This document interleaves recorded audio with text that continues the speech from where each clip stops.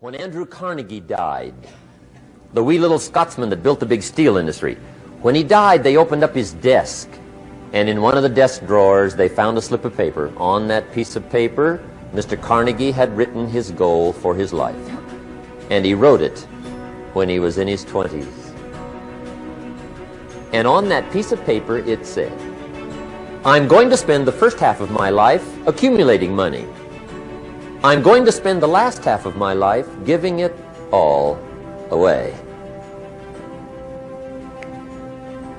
What a goal.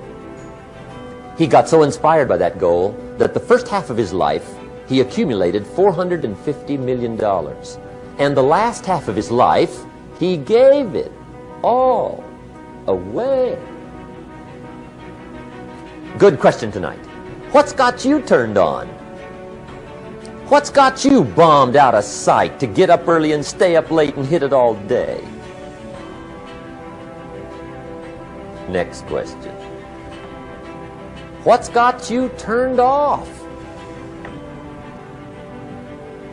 When I found the answers to those two questions, my life exploded into change. I finally found out what had me turned off, and I got that cured. And then I got me a long enough list of reasons to turn me on. And once the lights went on for me, age 25, they've never gone out. I've fallen out of the sky a few times, but I've never lost that drive to make something unique out of my life. See, reasons altered my whole life. Now, there's another list of reasons called nitty-gritty. Hard little reasons. Sometimes those little reasons are the most powerful reasons that can change your life. Sometimes it doesn't take much. I now carry several $100s in my money clip. It's only a few $100s, but it was one of those reasons that turned my life around. Just before I met Mr. Schoaf, I heard a knock at the door. I go to the door, and there's a little girl standing there about this tall selling Girl Scout cookies. And she gave me one of the finest sales presentations I've ever heard. Special deal, several flavors, this whole package of stuff, $2. And with a big smile, she very politely asked me to buy. And I wanted to. Big problem. I'm broke. I don't have $2. And to this day, I can remember the pain and the embarrassment. I'm a father, I'm a husband, I've been to college, I'm working, I'm 25, I don't have $2. And I didn't want to tell her that for some reason. So I did what I thought was next best. I lied to her. I said, "Hey, look, I've already bought lots of Girl Scout cookies. I've still got plenty stacked in the house," which was not true. But it seemed to get me off the hook for the moment. She said, "Well, gosh, that's wonderful. Thank you very much." And she went away. When she left, I closed the door, and that was the day I said to myself, I don't want to live like this anymore. I've had it with lying, and I've had it with being broke. I'm never going to let this happen to me ever again. I promised that day I would work as hard as possible and would always carry plenty. It took me a little while, but now I do. It was one of those reasons. And I guess I carry plenty for two reasons. One is the way it makes me feel, but also in case I bump into another Girl Scout selling cookies. Right? I'm ready.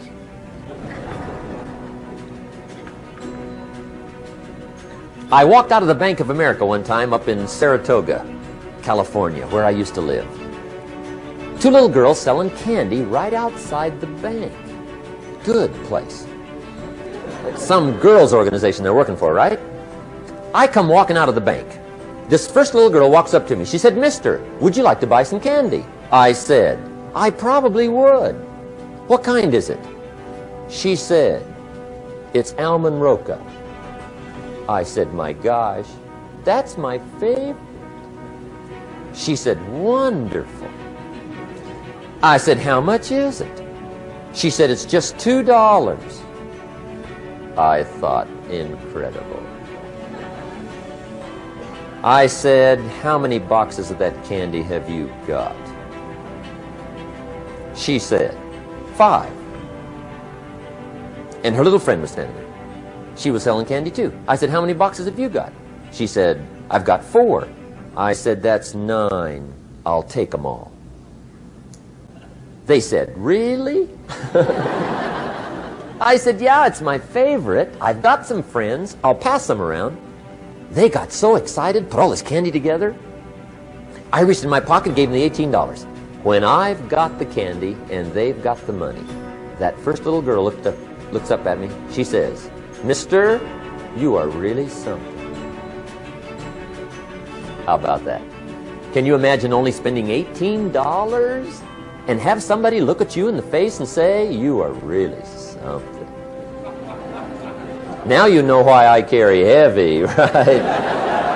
I'm not going to miss anymore.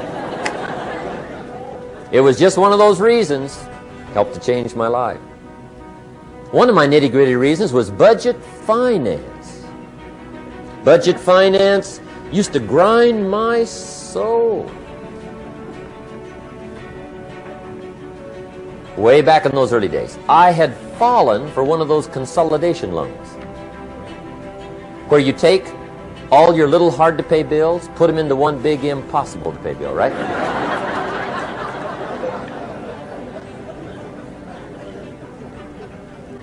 I would get 4 or 5 payments behind. This one guy used to call me day and night. I don't think they're allowed to do that anymore. Harassed me. Threatened to run me in front of the judge. Threatened to ruin my credit.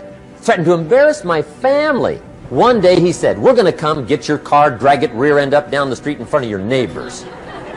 The guy even called me a flake. And back in those days, I'm broke, I'm pitiful, there's nothing I can do about it. But I never forgot how the guy treated me. And when I met Mr. Schoaf and I got my life straightened out and the money started to flow, that was one of my first projects, budget finance. I poured it on day and night. I finally put all the money together I owed him, which was considerable. I picked a day for the payoff. And when the payoff day came, I put the money in small bills in a big briefcase. And I walked into the budget finance office on Wilshire Boulevard in Los Angeles. The guy who harassed me so often, his desk was about 3 back. I walked right up to his desk, startled him. You wonder what I was doing there? It was the first time I'd been there since I'd borrowed the money, right? Without saying a word, I opened up this briefcase, dumped this pile of money all over his desk. I said, count it. It's all there. I will never be back. And I turned around and stormed out. Now, that might not be noble, but if you haven't tried it, you've got to one time.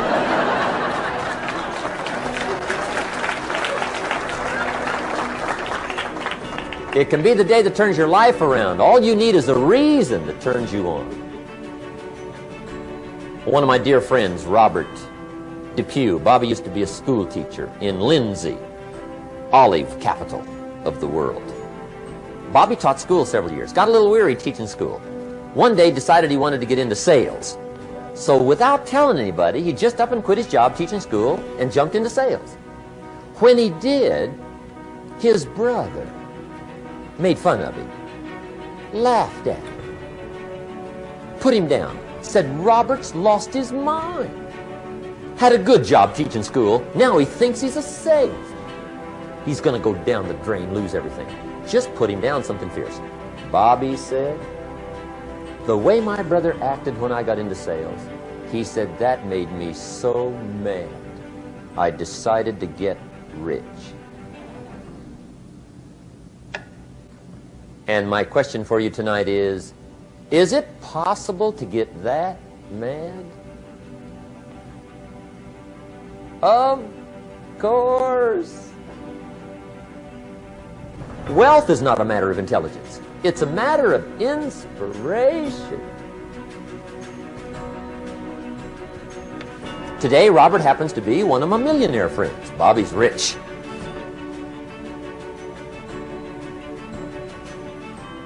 Frank Sinatra said one time, the best revenge is massive success.